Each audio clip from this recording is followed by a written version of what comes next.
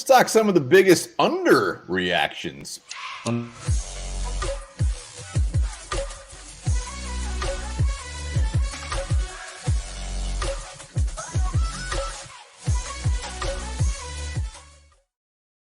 right, welcome back to the Onebar and Lupagus show. I'm Onebar with Lupagus, and the Vikings are 7-1.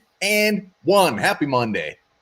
God, does that sound good? 7-1. I said it to myself until I fell asleep last night and never slept so good in my life. Yeah, we're talking some underreaction. Some things with this team, the 7-1 squad, maybe are not being talked about quite enough. So before we hop in those, be sure to subscribe to the channel, like the vid, go to Lipbridge Brewing Company, get yourself some delicious beer.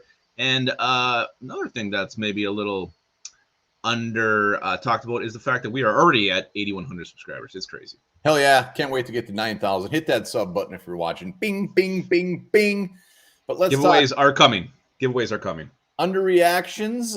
We got 5 of them for you. As always, let's see in the comments what an underreaction is. And I think you said it, definition is basically something, it's probably not getting enough talk. So let's start off with one that we haven't been nice about, but is Ed Donatel. Is he turning this defense around?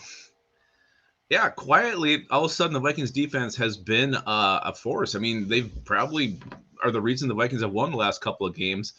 Just what you saw the sacks that Zadarius Smith had a couple weeks ago, and then yesterday the big interception. And what I like about what he's doing now is we're seeing like DJ Wanham line up next to Zadarius Smith. There was one play yesterday where I think it was Zadarius and Daniil Hunter on the same side. He's starting to get a little more creative. The coverage in the back end has been a lot tighter. So as mean and as really was almost abusive as he were at Donatel early in the season, he has turned this thing around, and he deserves a lot more love than he's getting right now. Yeah, Lupagus, you were pretty much calling for his head by like week 2. You wanted him gone.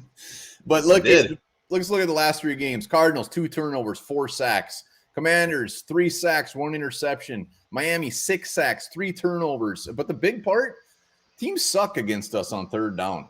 I mean, that has been huge. Cardinals, they were 4 for 11. Commanders, 3 for 10. Miami, whatever, 4 for 14. So he is definitely turning this around. And when you look at the overall numbers where our defense ranks, it's actually pretty damn good. Yeah, like I said, they've kind of been the strong point. They kind of carried us last couple of games. And they didn't even have Delvin Tomlinson yesterday and still had that kind of performance. So well done, Ed Donatel. I'm sending you plenty of love. Hope he feels it. He does. Let's talk about another good thing, and this is just Kirk Cousins. Dude is tough as a rusty nail. Tough. Apparently, tough son of a bitch. Apparently he's shredded too. If you saw the picture of him with the shirt off, that guy's got much better body than I was anticipating. Yeah, but you look at the hits this guy took yesterday. I mean, Ed Ingram, Ezra Cleveland both had rough days.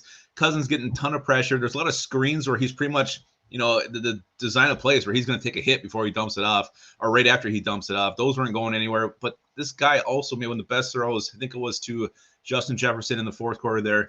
Guy just coming in his face, and Kirk Cousins just tosses it right over. Perfect dime as he gets hit. This dude, he did come out for one play, something with his leg. Not sure what happened there. Nick Mullins came in, but then Kirk Cousins right back out. This dude is tough. He's always been tough. He just never gets enough love for it. You said it all. He stays in the pocket. He doesn't care. He never gets hurt. Kirk Cousins, his toughness is overly showing this year. So yeah, let's go to the next one. TJ Hawkinson. What a splash. This man comes to the team, plays 60 of 66 snaps. Had his 2nd best PFF grade of the year with a 74. Not only does he play, but he makes a huge-ass impact. Huge. And I don't think any of the other guys that were traded had the impact or even half the impact that TJ Hawkinson did for the Vikings this week. About a 9th, maybe a 10th. Well, and here's the thing that's not getting enough talk is the fact that he came in Wednesday afternoon, and this guy gets himself ready. He stays late. He worked with David Blow to learn the terminology, learn this offense, to be ready to have that role where he's out there for 66 snaps, whatever the hell it was, to catch 9 balls. So TJ Hawkinson deserves a ton of credit for the extra work he put in to make himself ready right off the bat to give the Vikings instant return on this trade.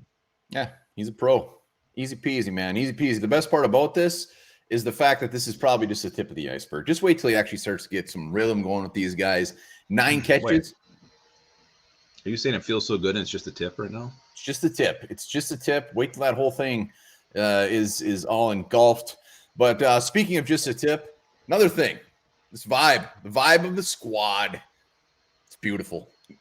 It is beautiful. It's just nothing but positivity. What really gets me, you look at these post-game speeches of Kevin O'Connell. I mean, that guy is damn good at those things. Everybody's buying in. Everybody's hyped up. Everybody's into it. Then you see Ziggy Wilf, the owner, freaking dancing with the team. I mean, that is just unbelievable, the turnaround of this team. These celebrations they're having on the field. These guys love playing for each other. They love what they got here. And yeah, obviously 7-1 helps. But the vibe around this team is just something else. It's off the charts. Yeah, they're relaxed. They are absolutely relaxed. It's showing on the field. You're right. Kevin O'Connell's post-game speeches. This dude is meant to. I don't know what he's going to do after his coaching career. Hopefully not for a very long time. But that man can talk. Kirk Cousins just doing crazy ass shit after the game. It's beautiful. It is loose, completely the opposite of what we've seen in the past. Well, I love it too. I mean, it's like Zadarius Smith with Kirk Cousins yesterday. It's like the offense and the defense. There's no like sides here. It's all just one big loving unit. I mean, yeah, you said it. They're having fun. They're laughing and seeing Kirk Cousins wear the chains. What's he call himself? Kirky something? I don't know. Kirko. Kirky C. Kirko. That's what it was. Not Kirko. Kirky C. And the other thing, TJ Hawkins comes in after the game yesterday. That's all he's talking about is the vibe around the team. I mean, this brand new player coming in, just talking up the culture that the Vikings have. It's going to make players want to come and play here, and I can't wait. It has a lot to do with the head coach, the coaching staff, and also Kwesi Adofo-Mensah to put this thing together. And that was kind of his big thing too, the relationships. And he's doing it. He's doing what he said.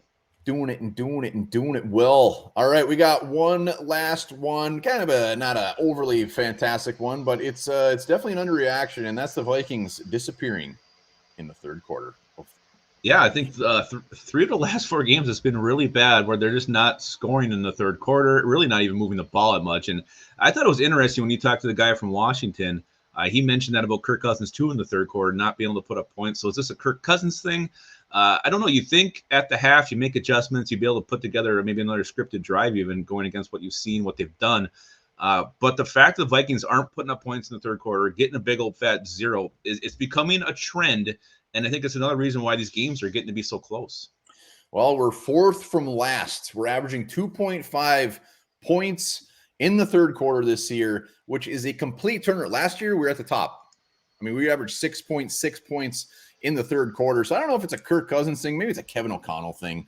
But whatever it is, ideally, we're scoring some points in the third quarter. They're just coming out flat after the halftime, whatever it is, and then they just end up stepping on the gas again in the fourth quarter. Yeah, and thank God they're doing that, but hang on. That's it's keeping our blood pumping, that's for sure. Yeah, and look at all the weapons they have. You know, Jefferson, Thielen, Hawkinson, Cook, to not be able to come out in the third quarter and at least get a damn field goal. It's a little head scratching. Just something to keep an eye on. We'll say that. But those are our underreactions. Let's see your underreactions in the comments. Hit that sub button, grab a lift bridge. And that was underreactions we want to see. Remember that, and not underpants. But also remember this. 1930, there were as many as 10 million wild elephants in Africa. Today, they're just about 415,000.